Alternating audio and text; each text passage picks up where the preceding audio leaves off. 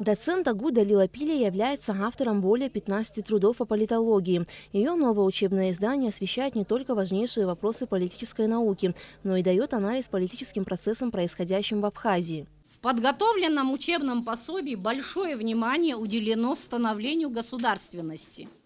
Начиная с древнейших времен, выделяются идеи, которые легли в основу становления государственности нового времени – России и горских народов Кавказа. Особое внимание в учебном пособии уделяется современной политической мысли. Впервые делается попытка создания учебника, где наравне с мировыми политическими процессами рассматриваются политические процессы, имеющие место в Республике Абхазия. В учебнике автор уделяет большое внимание таким проблемам политической истории Абхазии, как формирование политической элиты и роль лидеров начала XX века в становлении абхазской государственности. В книгу также вошли материалы по новейшей политической истории Абхазии. По мнению коллег Далилы Пилия, данный труд является уникальным и значимым.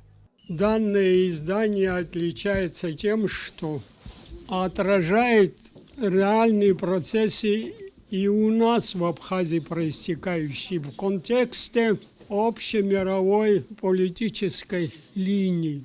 Сегодня, поскольку мы являемся самостоятельной страной, мы должны готовить поколение подрастающее по своим образовательным стандартам. Далила Чичевны учебник удачно отличается от тех учебников, которыми мы пользуемся. В учебное пособие вошли 17 тем, каждая из которых дополнена приложением в виде таблицы, схемы и отрывка из первоисточников. Книга является большим подспорьем для студентов, аспирантов, преподавателей вузов и всех интересующихся политологией. Эта книга для нас уникальна тем, что в ней дается материал не просто по общим понятиям политологии, но еще и о политических процессах в жизни нашей страны, о политических институтах нашей страны, потому что мы в первую очередь должны разбираться именно в этом. Далила Пилия поблагодарила всех, кто способствовал изданию ее книги. Учебное пособие вышло тиражом в 100 экземпляров при поддержке Абхазского государственного университета. Планируется издать книгу и на абхазском языке. Алика Трапш, Алексей Агухава, Абхазское телевидение.